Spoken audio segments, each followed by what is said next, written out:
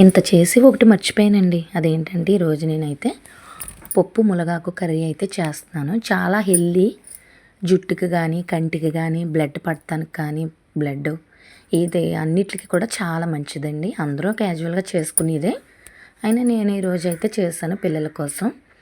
ముందైతే పప్పు అయితే ఒక అరగంట సేపు కందిపప్పు నానబెట్టుకుని దాన్ని అయితే ఉడకపెట్టుకుని శుభ్రంగా మునగాకునైతే కడిగి పెట్టుకుని పక్కన పెట్టుకున్నాను. పొడిపప్పు కొంచెం ఉడికిందనగా ఆనియన్స్, పచ్చిమిర్చి కోసి అందులో వేసేసాను. మునగాకు కూడా వేసేసి బాగా ఉడకబెట్టాను. కొంచెం లో ఫ్లేమ్లో పెట్టి బాగా ఉడుకుద్దని. బాగా మెత్తగా అయిపోతే బాగోదండి. ఎందుకంటే పొడిపప్పు అనరమాట దాన్ని.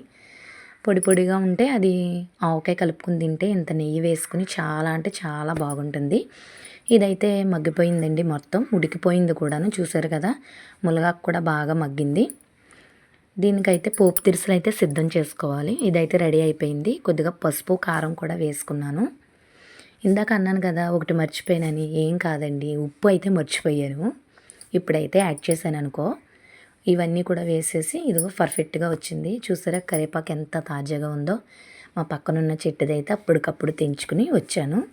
కరివేపాకు బాగున్నది వేసుకుంటే ఆ స్మెల్కే భలే ఉంటుందన్నమాట. పోపు దినుసులు అయితే చూసారు కదా, వెల్లుల్లి, ఆవాల, జీలకర్ర, కరివేపాకు, ఎండుమిర్చి అయితే వేసుకున్నాను. స్టవ్ వెలిగించి మూకుడు పెట్టుకుని కొంచెం నెయ్యి అయితే వేసుకున్నాను. నెయ్యి వేసి తాలింపు పెట్టుకుంటే చాలా బాగుంటుందండి.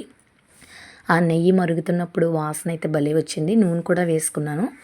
పప్పు అయితే రెడీ అయిపోయింది. గ్యాస్ ఆఫ్ చేస్తాను పప్పుది. పోపు దినుసులు అయితే ఇందులో వేసుకోవాలి. నూనె అయితే హీట్ ఎక్కింది. వెల్లుల్లిపాయలు అయితే వేస్తున్నాను. ఇవి బాగా వేగాలి, ఎందుకంటే తిన్నప్పుడు టేస్ట్ బాగుంటుంది. వెల్లుల్లిపాయలు వేయగానే నెయ్యి ఏదైతే ఉందో అది స్మెల్ అయితే భలే వస్తుంది. నాకు అప్పుడే నోరూరిపోయింది అన్నమాట. కాకపోతే ఇంకా రైస్ వండలేదు తిందామంటే. పిల్లలకి లంచ్ బాక్స్లోకి అయితే ఈ కర్రీ అయితే చేస్తాను. చాలా హెల్దీ అండి అన్ని రకాలుగా. ఆవాలు, జీలకర్ర కూడా వేసేసుకున్నాను. ఇవి కూడా బాగా ఎగిపోయిన తర్వాత అప్పుడు కరివేపాకు, ఎండుమిర్చి కూడా వేసుకుని వాటిని కూడా బాగా వేయించుకున్న తర్వాత పప్పు ఏదైతే ఉందో అది ఇందులో వేసేసుకుని బాగా తిప్పుకుని స్టవ్ ఆఫ్ చేసుకుంటే పప్పు అయితే రెడీ అయిపోతుందండి. పిల్లలకి లంచ్ బాక్స్లో అయితే పెట్టాలి, టైం అయితే అయిపోతుంది.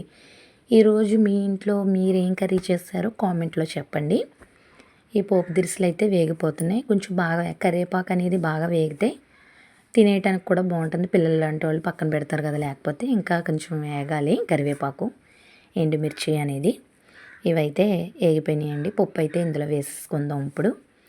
అసలు చూసారు కదా, పప్పు వేయగానే స్మెల్ అయితే చాలా బాగుంది. ఇదైతే వేసేసుకొని బాగా కలిపేసుకుని స్టవ్ ఆఫ్ చేసుకుంటామే. మీరు కూడా మీ ఇంట్లో ట్రై చేస్తుంటే కామెంట్లో చెప్పండి ఎలా వచ్చిందో. ట్రై చేయని వాళ్ళు అయితే ట్రై చేయండి. Thank you for watching. Please support చేసి సబ్స్క్రైబ్ చేయండి నా ఛానల్ని. మరిన్ని వీడియోస్ కోసం బెల్ ఐకాన్ క్లిక్ చేసి లైక్ చేయండి. Thank you so much. చూసారు కదా, అయిపోయింది. ఇందులో తీసుకుని పెట్టేసుకున్నాను. Bye bye.